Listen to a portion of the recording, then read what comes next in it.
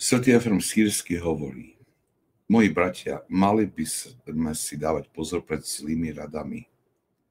Dvaja muži vo svetlom odeve raz spolu kráčali na trhovisko, keď jeden z nich z nepozornosti zakopol, padol do blata a úplne pošpinil svoj odev.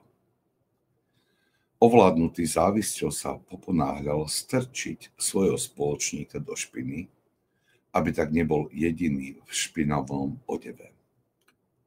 Podobne dnes mnohí sa usilujú podraziť druhých, aby neboli jedinými, ktorí sú nevzhľadní. Hovoria pokorné slova a odpovedajú so sladkosťou, aby tak postupne odviedli svojich poslucháčov od striedmosti a viedli ich do rovnakej priepasti, v ktorej sa sami nachádzajú. Nehambia sa za svoje hanebné skutky a svojim blížnym hovoria: prečo nás nemáte radi? Pretože sme hriešnici? Či neviete, že v živote sú pády aj povstania? Pri hovorení týchto slov nemajú žiadnu hanbu. Prečo? Pretože keď spadli, nemajú túžbu znovu stať, ako vyhlasujú, ale sú zdrojom pohoršenia, pádu a skazu mnohých. Diabol ich používa ako návnadu pre svoju udicu. S dychtivosťou klamú slabé duše a vťahujú ich do rovnakého zatratenia. Z tohto dôvodu si dávajte pozor na takýchto ľudí, moji milovaní.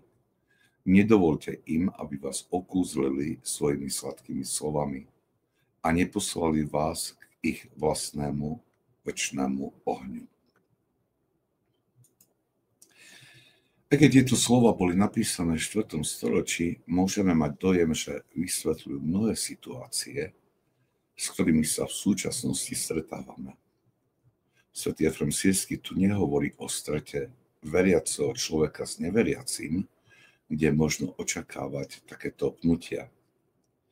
Hovorí o dvoch ľuďoch vo svetlom odeve, či myslí tých, ktorí sú pokrstení.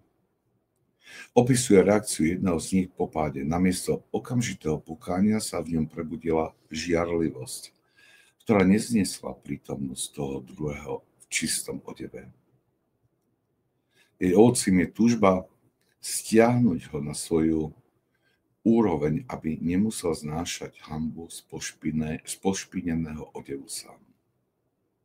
Toto je dôvod, prečo sa stretávame s mnohými napätiami v našich vzťahoch. Zahanbovaním sme nútení k tolerovaniu hriešneho stavu druhých. Tento tlak si dobre uvedomujú zvlášť starší ľudia, keď porovnávajú stav morálky v čase svojej mladosti so súčasnosťou. S určitým smutkom hovoria, že to bolo pohoršujúce a nepriateľné v ich mladosti. Dnes je to však všeobecnou normou, ktorá trestá každého, kto sa proti nej postaví. Hlavným dôvodom pre tento stav je rezignácia v duchovnom živote.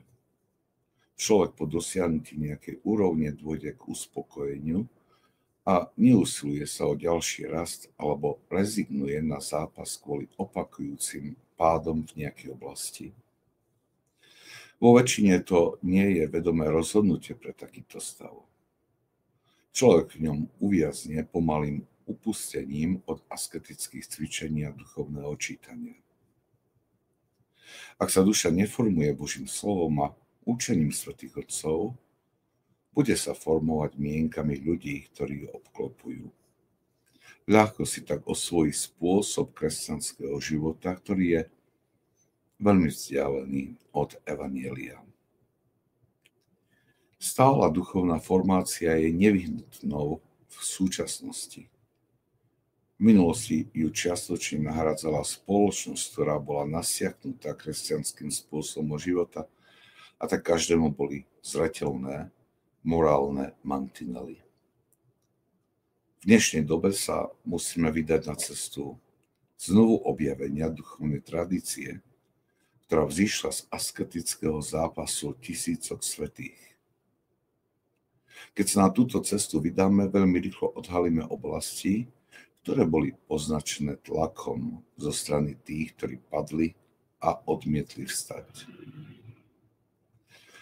Počas našich farských formačných stretnutí často nastáva moment, keď si skrze poučenie nejakého svätého uvedomujeme, ako ďaleko sme sa vzdialili od správneho prežívania kresťanského života. Poznanie tejto duchovnej tradície zároveň zvyšuje citlivosť pri rozpoznávaní tlakov, ktoré nám bránia v duchovnom raste a nútia nás akceptovať to, čo je hriechom.